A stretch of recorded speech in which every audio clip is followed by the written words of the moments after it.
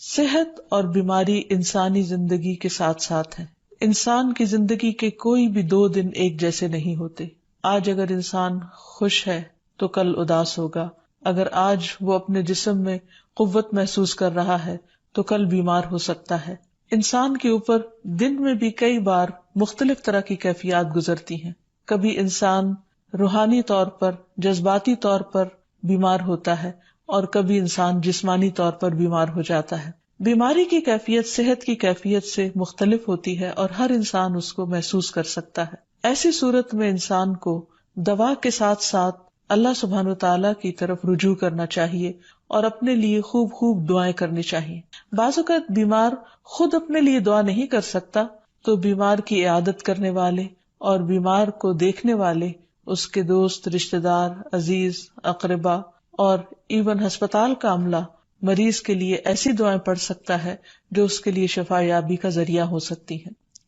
تو بات یہ ہے کہ انسان ہر حال میں اپنے رب کا محتاج ہے اور اسے اپنی ہر ضرورت کے لیے اپنے رب کی طرف رجوع کرنا چاہیے، اور خصوصاً قبولیت کے مواقع پر رات کا پچھلا پہر اس کے لیے بہت مناسب ہے. جب اللہ سبحانہ وتعالیٰ بندوں کو پکارتے ہیں کہ ہے کوئی جو مجھ سے دعا کرے تو میں اس کی دعا قبول کر لوں، ہے کوئی جو مجھ سے سوال کرے تو میں اس کو جواب دوں، ہے کوئی جو مجھ سے استغفار کرے تو میں اس کو بخش دوں. تو جب انسان بیمار ہو اور خصوصاً اگر ایسی بیماری کا شکار ہو کہ جس میں بظاہر شفا کی کوئی امید نہ ہو تو اسے اور بھی زیادہ خشوع و خضوع کے ساتھ اور ایسے اوقات میں اللہ تعالیٰ کی طرف رجوع کرنا چاہیے کہ جلد از جلد صحت یابی ہو سکے. اور اس سلسلے میں کبھی بھی انسان کو اللہ تعالیٰ سے مایوس نہیں ہونا چاہیے. پھر یہ بات یاد رہے کہ جب انسان دعا کرے تو اس سے پہلے اللہ سبحانہ وتعالیٰ کی تعریف کے کلمات کہنا نہ بھولے. تو آئیے آج ہم آپ کو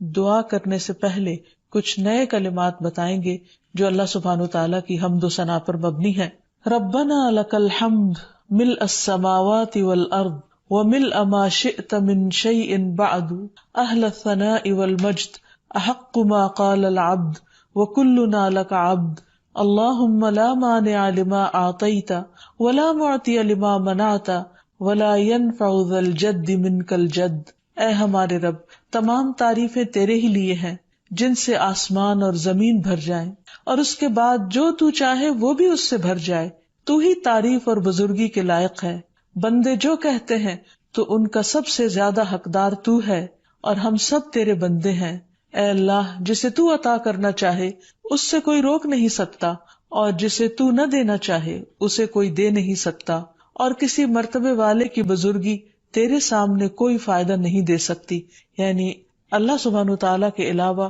کوئی بھی اور ایسا نہیں ہو سکتا جو انسان کی مشکل کو آسان کر سکے. تو آئیے اس کے ساتھ ہم دیکھتے ہیں کہ بیماری کے اسباب کیا ہوتے ہیں، بیماریاں کیوں آتی ہیں. سب سے پہلی بات تو یہ کہ بیماری اللہ کے اذن سے آتی ہے. جب تک اللہ سبحانہ وتعالیٰ کا اذن نہ ہو انسان پر کوئی کسی قسم کی مشکل آ نہیں سکتی. قرآن مجید میں آتا ہے ما اصاب من مصیبت الا باذن اللہ. جو بھی مصیبت آتی ہے وہ اللہ کے اذن سے آتی ہے اور وہ تقدیر کا حصہ ہوتی ہے، اور اس میں اللہ سبحانہ وتعالیٰ کی حکمت اور مشیت کار فرما ہوتی ہے. اور وہ کیا ہو سکتی ہے؟ مثلاً اللہ تعالیٰ کسی بندے کے ساتھ بھلائی کا ارادہ کرتے ہیں، اس کے گناہ معاف کرنا چاہتے ہیں، اس کو کسی خاص چیز کی سمجھ دینا چاہتے ہیں تو اسے تکلیف میں مبتلا کر دیتے ہیں. کیونکہ بعض اوقات انسان زندگی میں اتنا مصروف ہوتا ہے اپنے روزانہ کے روٹین کے کاموں میں کہ وہ ٹھہر کر، رک کر، خاموشی کے ساتھ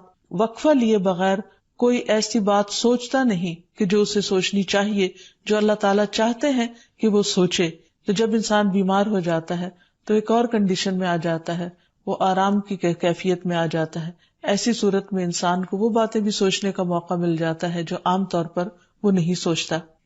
پھر اسی طرح ہمیں ہمارا دین یہ بھی بتاتا ہے کہ بعض اوقات انسان پر بیماری یا کوئی بھی تکلیف اس کے اپنے ہاتھوں کی کمائی سے آتی ہے، یعنی اس کا اپنا کوئی گناہ یا قصور ہوتا ہے جس کی بنا پر اسے وہ تکلیف پہنچتی ہے. قرآن مجید میں آتا ہے وَمَا أَصَابَكُم مِّن مُّصِيبَةٍ فَبِمَا كَسَبَتْ أَيْدِيكُمْ وَيَعْفُو عَن كَثِيرٍ. اور تمہیں جو بھی مصیبت پہنچی تو وہ اس وجہ سے ہے جو تمہارے ہاتھوں نے کمایا، اور وہ بہت سی چیزوں سے درگزر کر جاتا ہے. اسی طرح بعض اوقات انسان کی بیماریاں اس کے کسی گناہ کا نتیجہ ہوتی ہیں۔ عمر رضی اللہ عنہ نے جب عباس رضی اللہ عنہ سے بارش کی دعا کرنے کے لیے کہا تو انہوں نے کہا، اے اللہ، بے شک مصیبتیں گناہوں کی وجہ سے ہی نازل ہوتی ہیں اور انہیں صرف توبہ ہٹا سکتی ہے۔ پھر اسی طرح ایک اور روایت میں آتا ہے، رسول اللہ صلی اللہ علیہ وسلم نے فرمایا، جب بھی کسی رگ یا آنکھ کو نقصان پہنچتا ہے تو وہ کسی نہ کسی گناہ کی وجہ سے ہوتا ہے،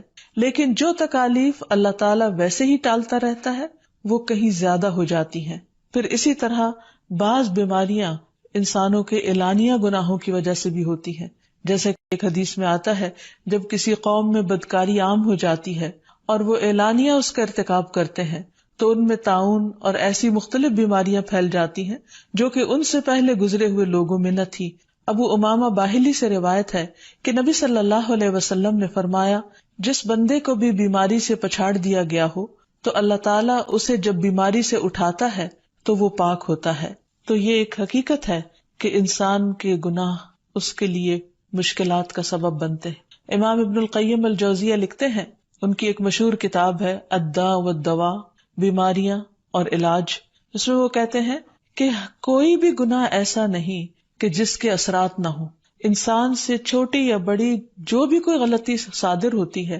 اس کے نتیجے میں کچھ نہ کچھ اثرات اس کی زندگی پر ضرور پڑتے ہیں۔ ہاں، اگر اللہ تعالیٰ معاف کر دے تو وہ اور بات ہے، ورنہ ہر گناہ کی ایک تاثیر ہوتی ہے، اور ان تاثیرات میں سے ایک چیز یہ ہے کہ انسان مختلف قسم کی بیماریوں میں مبتلا ہو جاتا ہے۔ اسی لیے ہم دیکھتے ہیں کہ جب انسان بیماری میں مبتلا ہوتا ہے تو اللہ تعالیٰ اس بیماری کو اس کے گناہوں کا کفارہ بنا دیتے ہیں۔ جیسے حدیث میں آتا ہے کہ جس مسلمان کو کانٹا چبھے یا اس سے زیادہ کوئی تکلیف پہنچتی ہے تو اللہ تعالیٰ اس کے ذریعے اس کے گناہوں کو اس طرح دور کر دیتا ہے جس طرح درخت سے اس کے پتے جھڑتے ہیں۔ تو اس سے ہمیں یہ پتہ چلتا ہے کہ بیماریوں کے آنے کے مختلف اسباب ہوتے ہیں۔ بیماری بہرحال جس بھی وجہ سے آئے، لیکن اصل چیز دیکھنے کی یہ ہے کہ مومن کا رویہ کیا ہے۔ مومن کو اگر کوئی کانٹا بھی چبھتا ہے تو وہ اس پر صبر کرتا ہے۔ اس لیے بیماری یا تکلیف کے آنے پر انسان کو اللہ سے راضی رہنا چاہیے، شکوہ نہیں کرنا چاہیے،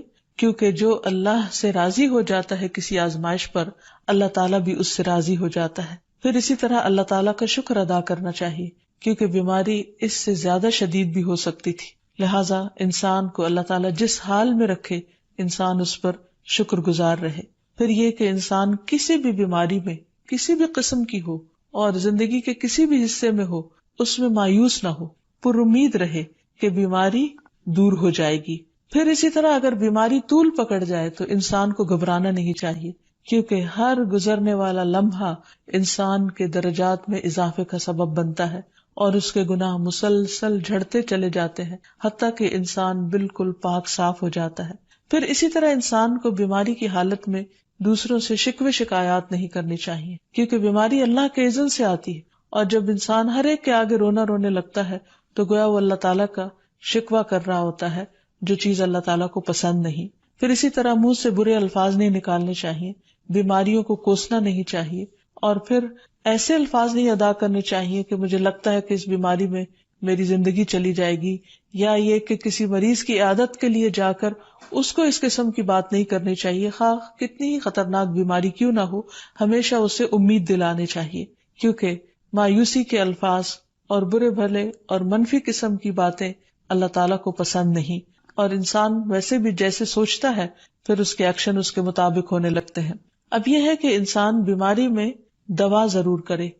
کیونکہ حدیث میں آتا ہے کہ اللہ تعالیٰ نے کوئی بیماری ایسی نہیں اتاری جس کے لیے دوا نہ اتاری ہو۔ ہاں، جسے معلوم ہو اسے معلوم ہوتا ہے، اور جسے نہیں معلوم ہوتا اسے نہیں معلوم ہوتا۔ بعض اوقات اللہ تعالیٰ ڈاکٹر کے دل میں ڈال دیتا ہے اور اس کا علاج اس کو سمجھ میں آ جاتا ہے، اور بعض اوقات وہ بیماری لا علاج ہوتی ہے، حالانکہ اس کا علاج موجود ہوتا ہے مگر کسی کو بھی علاج سمجھ میں نہیں آتا۔ بہرحال نوعیت کچھ بھی ہو تو علاج ضرور کراتے رہنا چاہیے، اور کبھی مایوس نہیں ہونا چاہیے کہ اس بیماری کا علاج ہو نہیں سکتا، نہیں، ایک کے بعد ایک کوشش انسان کرتا رہے، اور جب اللہ کا اذن ہوگا بیماری دور ہو جائے گی۔ اور اس کے ساتھ ساتھ انسان یہ بھی یقین رکھے کہ شفا اللہ کے ہاتھ میں ہے، کسی ڈاکٹر کے ہاتھ میں نہیں، کسی انسان کے ہاتھ میں نہیں، کیونکہ جب تک اللہ کا اذن نہ ہو شفا نہیں ہو سکتی، خواہ کوئی کتنا بھی بڑا ڈاکٹر کیوں نہ ہو۔ اسی لیے نبی صلی اللہ علیہ وسلم کی دعاؤں کے آخر میں آتا ہے کہ لا شفا الا شفاؤک، کوئی شفا نہیں مگر تیری ہی شفا، یعنی جو اللہ سبحانہ وتعالی اپنے بندے کو شفا عطا کرے۔ پھر اسی طرح یہ ہے کہ حضرت ابراہیم علیہ السلام نے اللہ سبحانہ وتعالی کے بارے میں فرمایا تھا کہ وَإِذَا مَرِضْتُ فَهُوَ يَشْفِينِ، کہ جب میں بیمار ہوتا ہوں تو وہی مجھے شفا دیتا ہے، یعنی اللہ تعالیٰ ہی اس بیماری کو دور کرتا ہے۔ اسی طرح ایک اور روایت سے بھی پتہ چلتا ہے کہ شفا دراصل اللہ سبحانہ وتعالی کے ہاتھ میں ہے۔ حضرت عائشہ سے مروی ہے کہ رسول اللہ صلی اللہ علیہ وسلم دم کیا کرتے تھے اور یہ دعا پڑھتے تھے، امسح البأس رب الناس بیدک الشفاء لا یکشف الکرب الا انت، اے لوگوں کے رب تکلیف کو دور کر دے، تیرے ہی ہاتھ میں شفا ہے، تیرے سوا اس کو دور کرنے والا اور کوئی بھی نہیں۔ پھر اسی طرح انسان جب کسی بیمار کی عیادت کے لیے جائے تو اس پر بھی دعا پڑھے اور اس کے لیے دعا کرے۔ رسول اللہ صلی اللہ علیہ وسلم نے فرمایا، جو مسلمان کسی ایسے بیمار کی عیادت کے لیے اس کے پاس آئے جس کی موت کا وقت قریب نہ آیا ہو اور 7 مرتبہ یہ پڑھے، اسأل اللہ العظیم رب العرش العظیم ان یشفی فلانا من وجعہ، میں اس عظمت والے اللہ سے سوال کرتا ہوں جو عرش عظیم کا رب ہے کہ فلاں کو اس کی تکلیف سے شفا عطا فرمائے، تو اللہ عز و جل اسے شفا عطا فرما دیتا ہے۔ اور پھر ہم دیکھتے ہیں کہ تمام انبیاء اپنی بیماریوں میں، تکلیفوں میں اللہ تعالیٰ کو پکارتے تھے، جیسا کہ ایوب علیہ السلام کی دعا قرآن مجید میں آتی ہے۔ اور ایوب جب اس نے اپنے رب کو پکارا کہ بے شک مجھے تکلیف پہنچی ہے اور تو رحم کرنے والوں میں سب سے زیادہ رحم کرنے والا ہے، تو ہم نے اس کی دعا قبول کر لی، بس اسے جو بھی تکلیف تھی اسے دور کر دیا اور اسے اس کے گھر والے اور ان کے ساتھ ان کی مثل اور عطا کر دیے اپنے پاس سے رحمت کے لیے اور ان لوگوں کی یاد دہانی کے لیے جو عبادت کرنے والے ہیں۔ اسی طرح رسول اللہ صلی اللہ علیہ وسلم نے ایک اور موقع پر ایک صحابی عثمان بن ابی عاص الثقفی کو ایک دعا سکھائی۔ جب وہ نبی صلی اللہ علیہ وسلم کے پاس حاضر ہوئے، وہ کہتے ہیں مجھے اتنی تکلیف تھی کہ قریب تھا کہ وہ مجھے ہلاک کر دیتی، تو نبی صلی اللہ علیہ وسلم نے مجھے فرمایا، اس درد کی جگہ پر اپنا دایاں ہاتھ رکھو اور 7 مرتبہ کہو، بسم اللہ اعوذ بعزت اللہ وقدرتہ من شر ما اجد واحاذر، اللہ کے نام کے ساتھ میں پناہ مانگتا ہوں اللہ کی عزت کی اور اس کی قدرت کی اس شر سے جو میں محسوس کرتا ہوں، یعنی اس تکلیف سے بچنے کے لیے جو مجھے محسوس ہو رہی ہے اور جس سے میں خوف محسوس کرتا ہوں۔ عثمان کہتے ہیں کہ جب میں نے یہ پڑھا تو اللہ سبحانہ وتعالیٰ نے مجھے شفا عطا کر دی۔ پھر اسی طرح ہر بیماری سے شفا کی دعا نبی صلی اللہ علیہ وسلم نے سکھائی۔ عبداللہ بن عباس سے مروی ہے کہ نبی اکرم صلی اللہ علیہ وسلم نے فرمایا، جب کوئی شخص کسی ایسے مریض کی عیادت کرے جس کی موت کا وقت ابھی قریب نہ آیا ہو اور اس کے پاس 7 مرتبہ یہ دعا پڑھے، اسأل اللہ العظیم رب العرش العظیم ان یشفیک، میں عظمت والے اللہ جو عرش عظیم کا رب ہے اس سے دعا کرتا ہوں کہ وہ تمہیں شفا عطا کرے، تو اللہ تعالیٰ اسے اس مرض سے شفا عطا کر دے گا۔ پھر اسی طرح نبی صلی اللہ علیہ وسلم اگر کسی کو کوئی پھوڑا بنسی ہوتی تو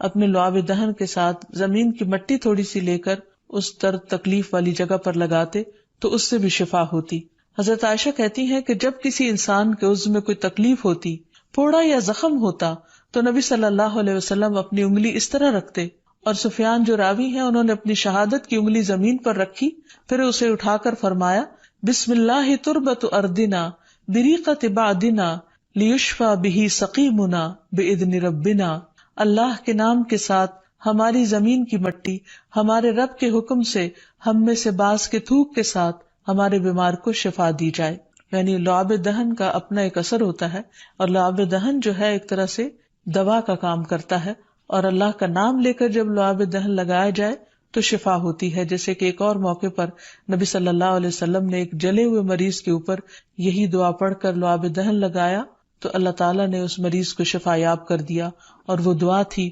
اذہب البأس رب الناس واشف انت الشافی لا شفاء الا شفاؤک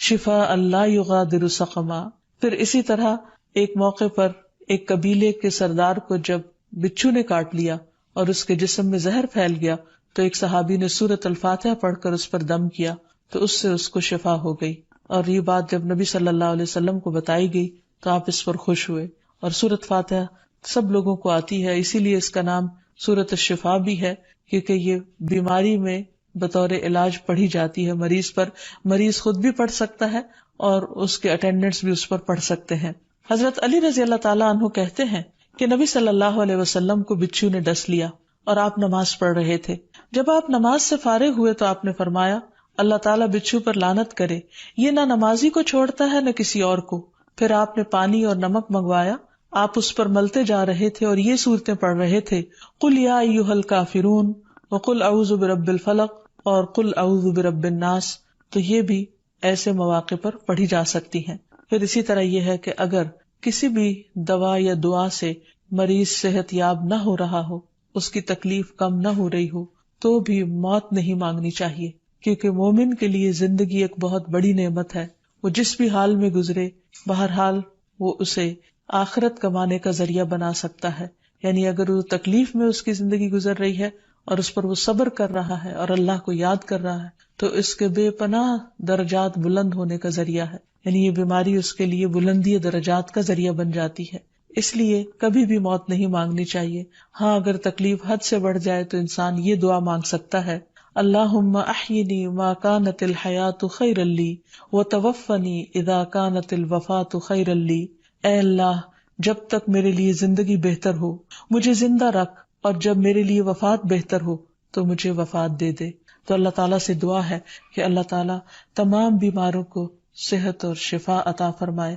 اور ہمیں بیماری اور آزمائش کے موقع پر اپنی طرف رجوع کرنے کی توفیق دے، اور ہر طرح کے شرک اور ایسے کاموں سے بچائے جو اس کو ناراض کرنے والے۔ وآخر دعوانا ان الحمد للہ رب العالمین۔ السلام علیکم ورحمۃ اللہ وبرکاتہ۔